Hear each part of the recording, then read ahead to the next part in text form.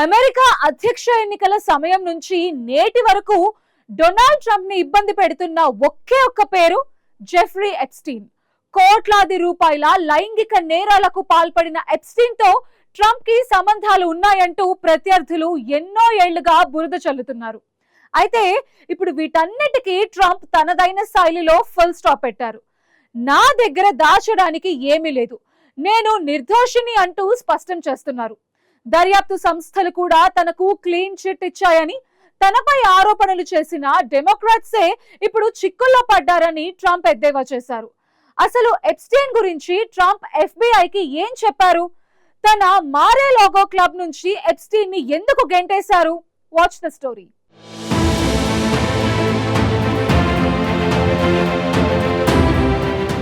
లైంగిక నేరాల ఆరోపణలతో ప్రపంచవ్యాప్తంగా సంచలనం సృష్టించిన జెఫ్రీ ఎప్స్టీన్ వ్యవహారం అమెరికా రాజకీయాల్లో సంచలనాలు సృష్టిస్తూనే ఉంది. ఈ కేసులో తన పేరు తరచూ ప్రస్తావనకు రావడంపై అమెరికా అధ్యక్షుడు ట్రంప్ మరోసారి స్పష్టమైన వివరణ ఇచ్చారు. తనకు ఎప్స్టీన్తో ఎలాంటి అక్రమ సంబంధాలు లేవని, తాను పూర్తిగా నిర్దోషిగా తేలానని, దర్యాప్తు సంస్థలు కూడా తనకు క్లీన్ చిట్ ఇచ్చాయని పేర్కొన్నారు. నేను ఏ తప్పు చేయలేదు, దాచడానికి నా దగ్గరేమీ లేదు అని విలేకరుల ఎదుట స్పష్టంగా చెప్పారు. డెమోక్రాట్లు రాజకీయ ప్రయోజనాల కోసం తనపై బురద చల్లాలని ప్రయత్నిస్తున్నారని, కానీ వాస్తవాలు అందుకు విరుద్ధంగా ఉన్నాయని ఆయన వాదించారు. తనపై వస్తున్న విమర్శలను తిప్పికొట్టడమే కాదు, ట్రంప్ ఇప్పుడు డెమోక్రాట్లను ఇరుకున పెట్టే ప్రయత్నం చేస్తున్నారు. ఎప్స్టీన్ కేసులో మాజీ అధ్యక్షుడు బిల్ క్లింటన్తో పాటు పలువురు డెమోక్రాట్ నేతల పేర్లు బయటకొచ్చాయి. అది వారి సమస్య అని ట్రంప్ మండిపడ్డారు. ఇదే సమయంలో ఆయన హిల్లరీ క్లింటన్ పైన ఆరోపణలు చేశారు. హిల్లరీ క్లింటన్ ట్రంప్ డెర్మాన్స్మెట్ సిండ్రోమ్తో బాధపడుతున్నారని, అందుకే అర్థం లేని ఆరోపణలు చేస్తున్నారని ఎద్దేవా చేశారు. తన ఎదుగుదలను అడ్డుకోవడానికి ఎప్స్టీన్ ఒక ఆయుధంగా వాడుకున్నారని ట్రంప్ ఆరోపించారు.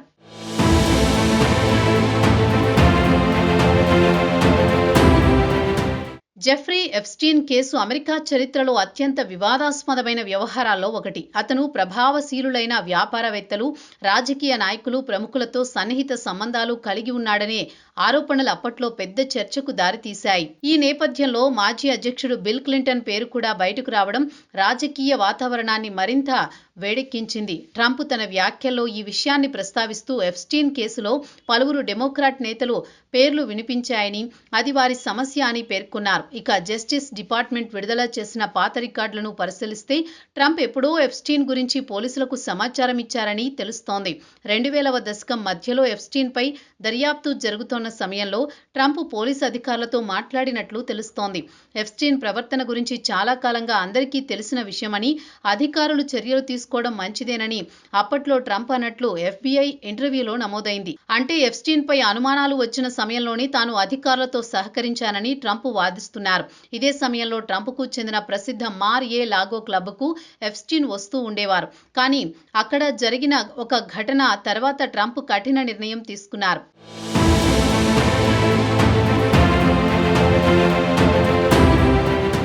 మారియే లాగో క్లబ్లోకి ఎప్స్టీన్ను రాకుండా నిషేధించారని ట్రంప్ తెలిపారు. ఒక సందర్భంలో అక్కడ టీనేజర్లు కనిపించడంతో తాను ఆ కార్యక్రమం నుంచి బయటకు వచ్చేశానని ట్రంప్ తెలిపారు. అంతేకాకుండా ఎప్స్టీన్ను తన క్లబ్లోకి రాకుండా శాశ్వతంగా నిషేధం విధించారు. ఎప్స్టీన్ ప్రవర్తన పట్ల తనకు అనుమానం ఉన్నప్పుడే దూరంగా జరిగానని ఆయన వాదిస్తున్నారు. ఎప్స్టీన్ అనుచరురాలు గిస్లైన్ మాక్స్వెల్ కేసు కూడా ఈ నేపథ్యంలో ప్రస్తావనకు వస్తోంది. గిస్లైన్ మాక్స్వెల్ కేసులో భాగంగా 2021లో మారియే లాగో క్లబ్కు కోర్టు నోటీసులు పంపిన మాట నిజమే అని, అయితే అది కేవలం సమాచారం కోసమే అని ట్రంప్ స్పష్టం చేశారు. ప్రస్తుతం ఆమె 20 ఏళ్ల జైలు శిక్ష అనుభవిస్తున్నారు. వీరందరితో తనకు వ్యాపార సంబంధాలు మాత్రమే ఉండేవని, వ్యక్తిగత నేరాల్లో భాగం లేదని ట్రంప్ వాదిస్తున్నారు. అయితే అధికారులు ఈ కేసులో ట్రంప్తో సహా పలువురు ప్రముఖులపై వచ్చిన ఫిర్యాదులను క్షుణ్ణంగా పరిశీలించారు. కానీ ట్రంప్కు వ్యతిరేకంగా ఎలాంటి ఆధారాలు లభించలేదని, తదుపరి విచారణ అవసరం లేదని స్పష్టం చేసినట్లు తెలుస్తోంది. ఇదే విషయాన్ని ట్రంప్ ఇప్పుడు మళ్లీ ప్రస్తావిస్తూ తన నిర్దోషిత్వాన్ని గుర్తు చేస్తున్నారు.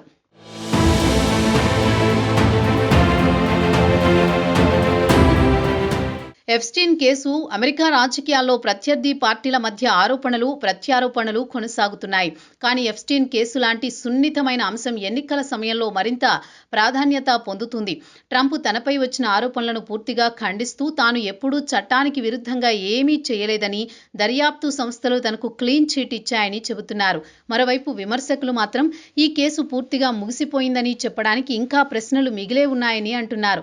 ఎప్స్టీన్ సంబంధాలు, అతని పరిచయ వర్గం, రాజకీయ ప్రభావం ఇవన్నీ ప్రజల్లో అనుమానాలకు తావిచ్చాయి. కానీ అధికారికంగా ట్రంప్పై ఎలాంటి ఆరోపణలు రుజువు కాలేదని దర్యాప్తు సంస్థలు పేర్కొన్నాయి. మొత్తంగా జెఫ్రీ ఎప్స్టీన్ వ్యవహారం అమెరికా రాజకీయ చరిత్రలో ఒక పెద్ద ముద్ర వేస్తుంది. ఆ కేసులో తన పాత్రపై వచ్చిన ప్రతి సందేహానికి ట్రంప్ మరోసారి బహిరంగంగా సమాధానం ఇచ్చారు. తాను నిర్దోషిని అని దాచాల్సిందేమీ లేదని స్పష్టం చేశారు. ట్రంప్ తనపై ఉన్న అతిపెద్ద మరకను తుడిచేసుకునే ప్రయత్నం చేస్తున్నారు. అయితే ఎన్నికల వేళ ఈ క్లీన్ చిట్ ఆయనకు ఎంతవరకు కలిసి వస్తోందో చూడాలి.